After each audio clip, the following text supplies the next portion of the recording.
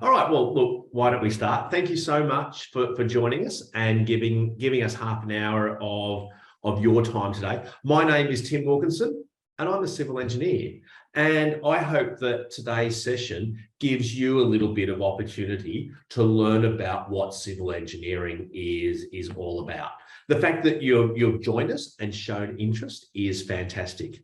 Now, I've seen in advance sort of the list of your names and different high schools that you come from, and it's actually great to see that we've got a mix of people from all corners of Sydney and all different types of girls' high schools, boys' high schools, public schools, private schools. We don't have, I think, anyone from outside Sydney, but look, I understand, look, if anyone is probably from rural New South Wales, they've got more things to worry about at the moment with all of the floods that are going on. I also understand that I think most of you here today are probably in years 10 and 11, and you may be thinking of your friends up in year 12 who are doing in the middle of their HSC exams. Okay, so welcome.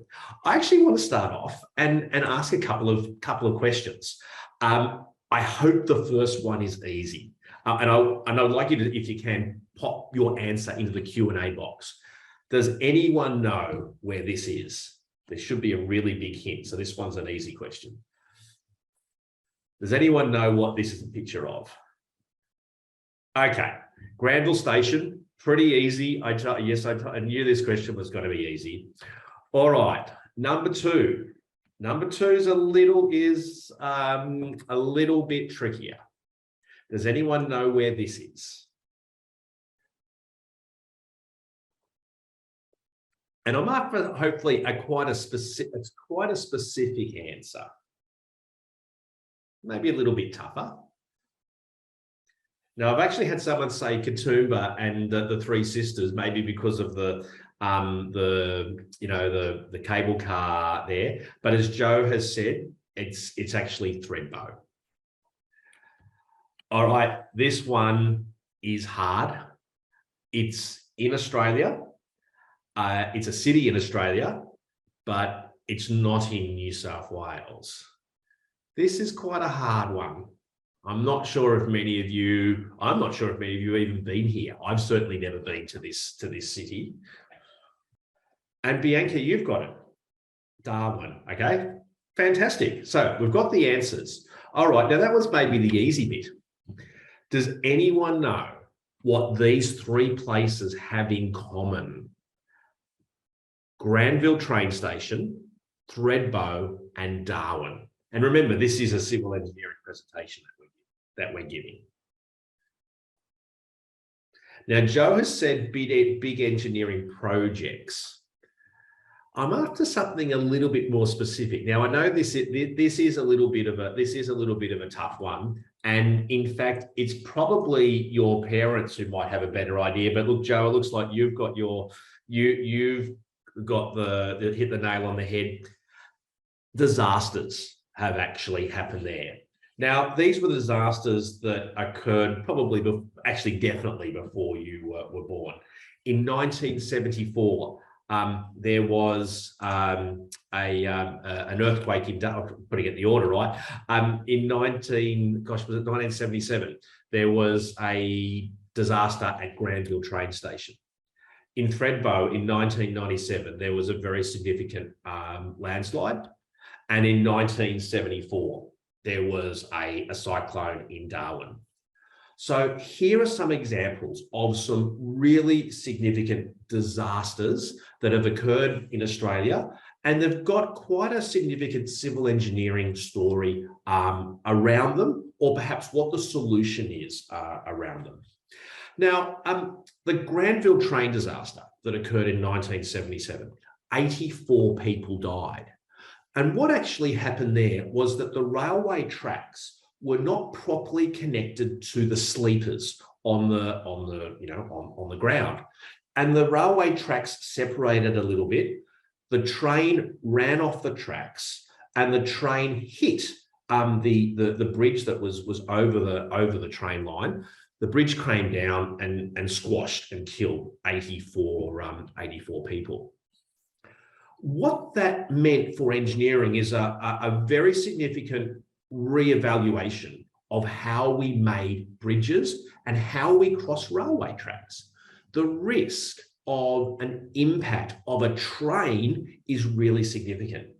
A car hitting a concrete pillar is actually not very big, but a very heavy train could knock out a support pillar.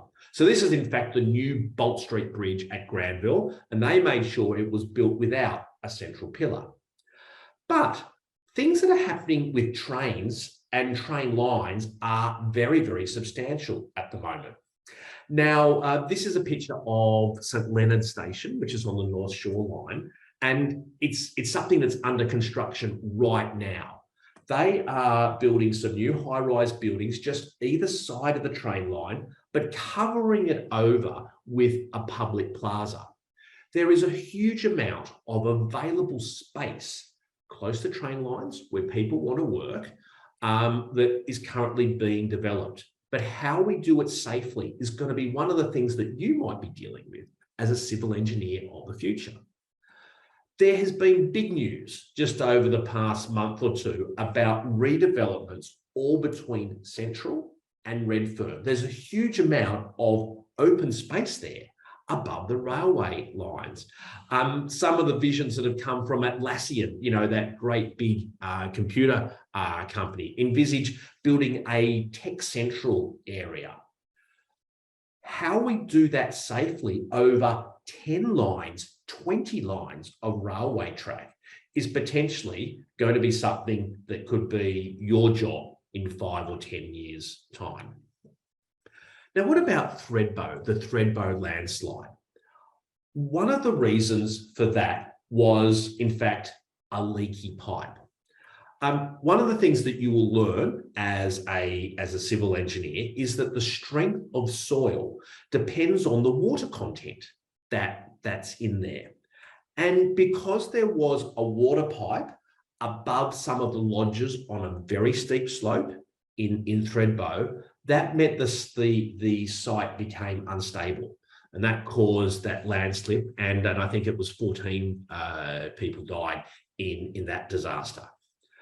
One of the criticisms that occurred, you know, when they investigated it after this was poor maintenance of the roadway and the civil engineering infrastructure, the water infrastructure that allowed for, you know, a pipe leak to occur, but not to occur, but to go unfixed, actually for weeks and months before that collapse occurred. The final one was Cyclone Tracy. Now, when we have things like big weather storms that occur, one of the main things that causes people to get injured and to damage property is when something blows off one property, blows through and hits another.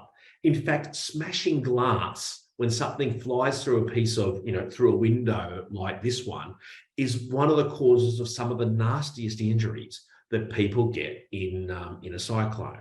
Now, of course, many people died in the Cyclone Tracy in Darwin in 1974, and it really influenced a lot of cyclone-resistant design. Civil engineers in particular, one of their key roles is to be responsible and responsive to different threats that occur in the world. Now, what's really going to be the influence for you as potential civil engineers of the future is climate change and net carbon emissions.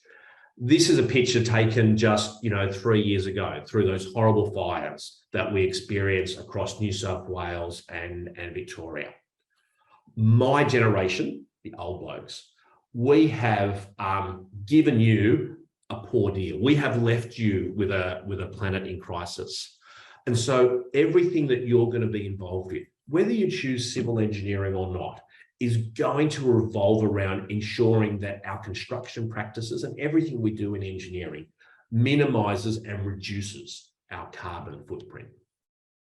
So what does a civil engineer do.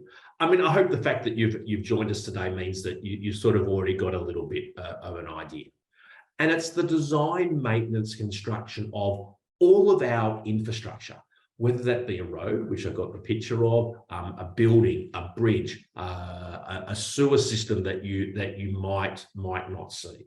One of the things that probably categorises a civil engineer is we mainly focus on static things, you know, a bridge, a road, a building, and probably moving things is more the stuff that mechanical engineers do. Interestingly, there's a lot of misconceptions about what the role of an engineer is. And I'm sure that probably you sort of, you know, maybe been told by a career advisor that, oh, you're good at maths, you could be, you know, you could be an engineer. There's so much more than just doing maths. Now, in that little corner there of the screen, I've got sort of just a little graphic of the sort of mathematical calculations that might be involved in working out the strength of a concrete beam. But take a look at this concrete beam in practice. It's over a railway line, yes, a little bit like Granville, but the construction of this has to make sure that this railway line stays open, you know, for 20 hours a day, interacting with so many different people, so many different teams is a key part of what an engineer does. And we surveyed, not we, we've done surveys of young engineers and what they do, you know, during the week. And only about 15% of their time is actually doing stuff. I'll say calculation stuff, mathematics, computing. So much of their time is in meetings, researching, meeting clients, going on a site visit. Communication skills, working with non-engineers, actually a really important part of a civil engineer's job. I'm sure that both you and probably your parents, some of the things that they are concerned about you is what your future is going to be like. Now, very recently, there was a skills summit held down in Canberra, and they listed all of the professions that, you know, there was a skills shortage of. And I've sort of highlighted all of the civil engineering type jobs there. They are in strong demand, not just today, but in probably 6 or 7 years' time, which is when you're likely to graduate if you're in year 11 or 12. What type of skills do you need to have now as someone in maybe year 10 or year 11? Look at the outside of that circle. Probably the thing that I reckon is most important is curiosity. If you sort of wonder, how does a building stand up? If you walk past a building site and, you know, take a look at the foundations being poured, or wonder how things are built or how a tunnel is made, that type of curiosity, wanting to know more, that more than anything else at your stage of the career, year 10, year 11, is probably a really good thing as an indicator that you might be a good engineer. The type of project that you might work on is a multidisciplinary project. And I've used the example here of the Sydney fish markets. One of the things that's the Sydney fish markets is on Blackwattle Bay. And one of the biggest issues in the design of this project is not the design of the timber beams or the roof. It's the fact that the water in the bay next to it has been contaminated by 150 years of poisonous sludge, and how that can be removed or how the construction can go ahead without disturbing it and destroying the environment is actually the hardest part of this particular project, something that you could well be working on. So if you decided to come to university, what would it be like to study? Now, some students get a little bit afraid of maths. Can I assure you that maths is not like this? In fact, for an engineer, engineers don't do maths, right? But they have to understand maths.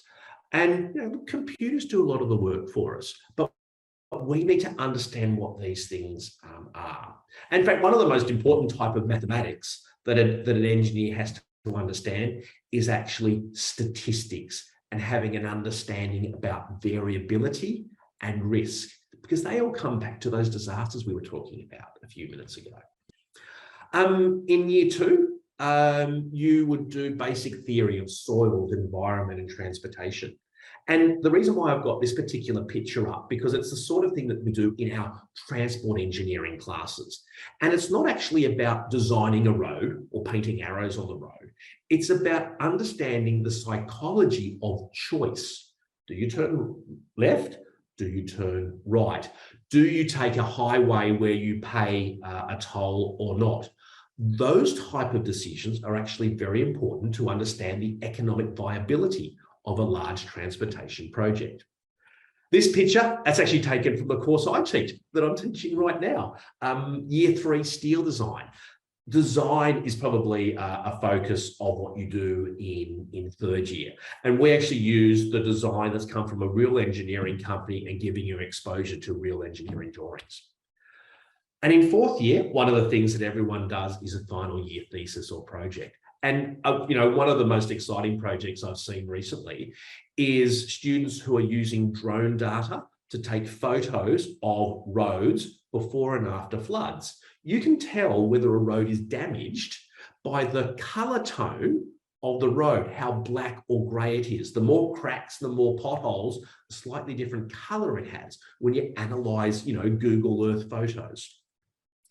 So I've spoken about, what you get taught. Coming to university is also about making friends, making social connections, making professional connections about your fellow engineers for life. And here's a picture of some of our great civil engineering students at the moment doing a bridge competition. Now, you can't do it alone. I would hope that someone like Gillian Kilby here, who was Young Engineer of the Year a few years ago, would be the type of engineer that you might aspire to be like. Now, she studied civil engineering at the University of Sydney. Her first job was in Sydney, but she was originally from the country. And very soon after starting her first job in Sydney, she moved back to her home country town and started her own engineering consultancy focused on infrastructure programs for rural councils, because she wanted to pay back the community where she came from. I hope that Gillian could be this type of person the type of civil engineer that you might aspire to be like, or the type of person that might mentor you during the early stages of your career. I want to leave you with just a few things. Firstly, the fact that you've been here for 20 minutes shows that you're interested, and I hope that I've sparked your interest. There's a lot more things that you can do to know more about your potential career. Number 1, just Google the day in the life of a civil engineer. Watch TV.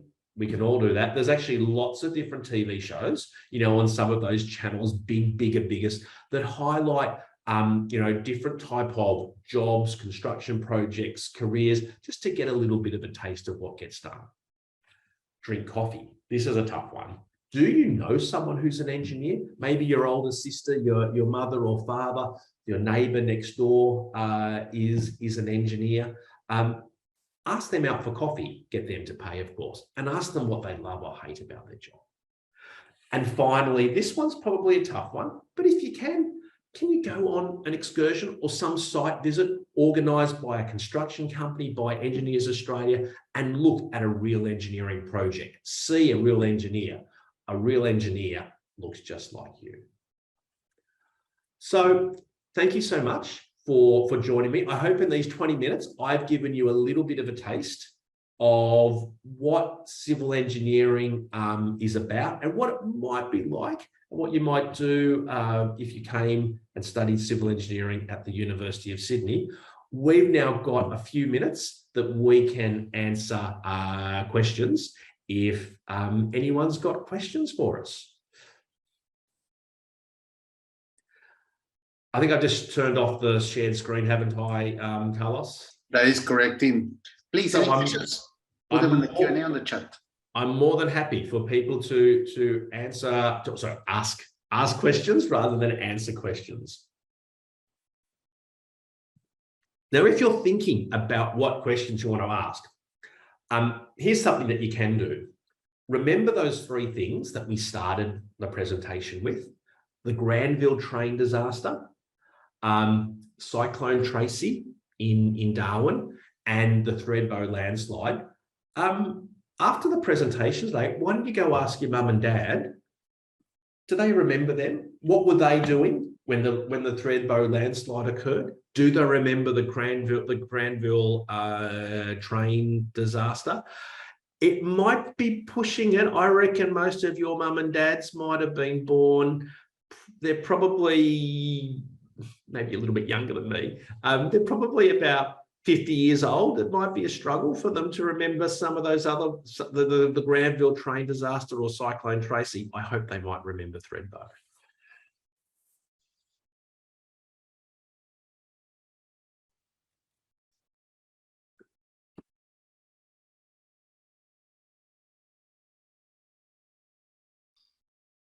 Okay, so Cooper has asked, what type of engineer is most involved with math and calculations?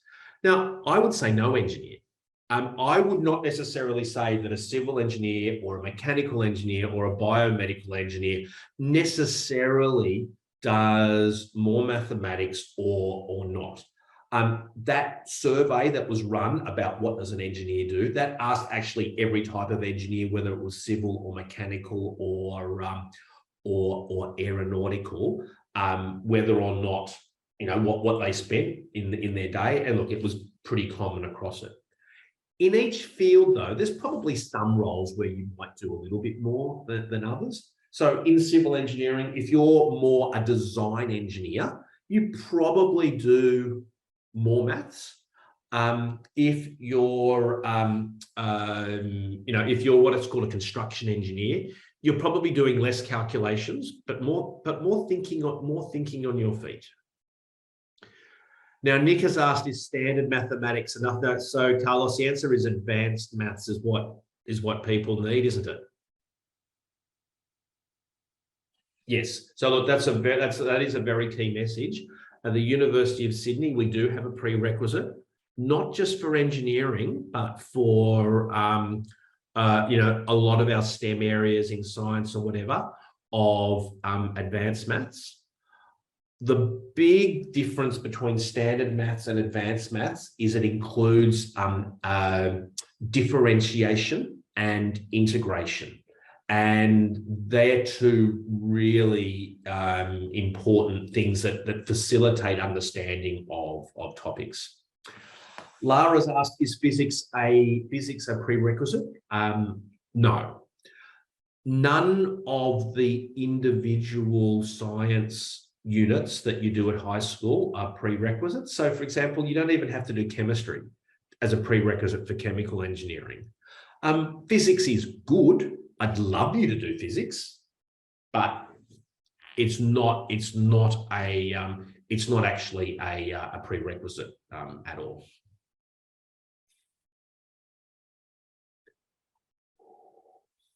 But Tim, having said that, just following up on your answer, I would assume that if a student is going to be doing a Bachelor of Chemical Engineering, it would help them to take chemistry subjects and others that would be physics, right? Oh, look, I would certainly say for someone wanting to do chemical engineering, if they know that they should do chemistry, it's not a prerequisite, but look, I'd say you should do it. Similarly, if you were going to do biomed, I would say do either chemistry or biology. Look, it's not compulsory, but look, it's highly recommended. And similarly, I think if you were going to do electrical engineering, I'd push physics. Lara's asked about the ATAR. So the ATAR is 90. All right. Now, that's for our single degree. So the ATAR for virtually all of our degrees is 90. If you were going to do the double degree, engineering and commerce, that's 90. That's 96, isn't it, Carlos? 96 for combined with commerce. Yeah. But double degree engineering and science, double degree engineering and arts, double degree engineering and project management, they are all 90, even if you do, regardless of whether you do civil engineering or mechanical or whatever. Tim, and one question, you know how we were talking about calculations and the math, but I suppose these days a lot of that is being done by computers, right? Like modeling, or do you still use your calculator sometimes? I wish actually people use their calculator more, because sometimes a quick calculation is better than setting up a computer model. I made the comment about you don't have to do maths, you have to understand maths. The approach I think it's important for an engineer to have is that a computer is going to do the really complicated stuff for you, but you should have a feel for what the answer is going to be within maybe 10 or 15%. That's where your gut comes in and where your mathematical understanding comes in. And the reason for that is it's actually really easy to make a mistake when you use a computer program. If you tell the computer that something is 1 meter long and it's really 10 meters long, you accidentally push the wrong too many zeros when you enter the data. The computer will do what you told it to do.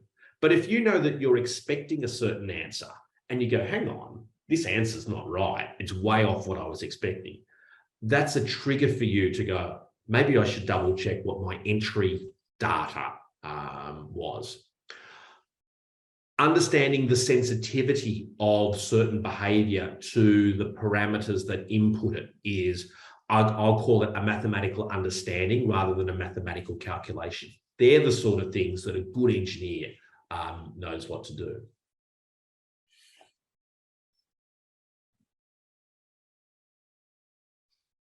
And it's 4:32.